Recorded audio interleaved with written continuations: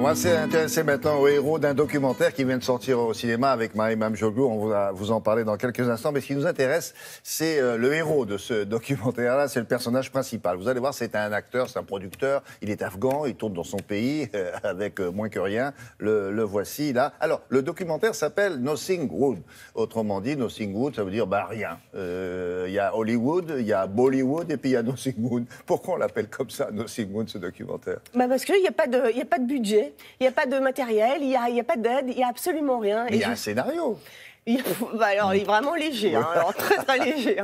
Et Salim Shaim, c'est la plus grande star d'Afghanistan. Et malgré tout ça, c'est une star. Lui, avec rien, ouais, exactement, avec rien, il a réussi vraiment à galvaniser comme ça toute une population dingue de série Z. C'est un homme assez fantasque, vous savez, très excessif et expressif comme ça, mais qui est passionné de cinéma. Oui, mais comment ça se fait que toute cette population-là, il faut se rappeler qu'il vit dans un chaos Afghanistan, c'est la guerre. C'est la guerre. Et qu'est-ce qu'il fait comme genre de film pour que ça intéresse tout le monde? Ce sont des films Z, de série Z, c'est-à-dire que quoi, c'est minable. C'est fait avec des bouts de ficelle, une petite caméra DV, il y a toute sa bande de potes, une équipe de bras cassés, et c'est des acteurs fétiches, et puis lui, en vedette. Ah, et ça cartonne. Dans son... Ah ben évidemment, oui, vous pensez bien. C'est moins cher, oui. Non mais vous allez voir, c'est vraiment très très drôle, et effectivement on est loin de la guerre. Et la réalisatrice qui est française, qui s'appelle Sonia Kronlund, elle a vraiment réussi justement à montrer une autre image de ce pays. C'est celle qui a réalisé le documentaire, d'accord. Oui, allez. Regardez. Bollywood, Bollywood, Bollywood. Afghanistan sinemayish Bollywood. Ba khatir be paisa. Salim Shahin, c'est une personne très très populaire en Afghanistan. Quand vous promenez avec lui dans la rue, les gens crient « Shahin, Shahin !» se font des selfies avec lui, se prennent photos, l'adorent. C'est un réalisateur, acteur, bonimenteur, filou, bandit, baratineur, mais surtout un gars qui fait des films et des films et des films. Il en a fait 110. C'est un fou de cinéma et fou de... Surtout, ce qu'il préfère, c'est dire action. Camera, light, action! Alors, il y a beaucoup d'action, il n'y a pas de prise de son et absolument aucun éclairage. Dans les films de Shahin, ceux qui sont payés, ce sont les femmes, parce que c'est mal vu de tourner ou de chanter ou de danser dans un film, et ce sont les méchants. Parce que avoir un rôle de méchant et tenir le rôle de méchant, c'est connoté négativement, etc. Votre famille, vos amis vont dire « Ah, vous êtes le méchant ». On ne fait pas trop la différence entre qui vous êtes et le rôle que vous jouez. Par contre, si vous voulez jouer le rôle du héros, le gars avec les biscottos, le héros du film, c'est vous qui allez payer pour être dans le film.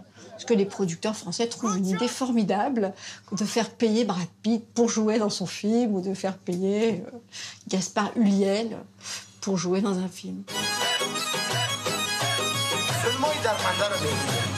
Les films de Shahin sont, disons, à 80% inspirés de Bollywood.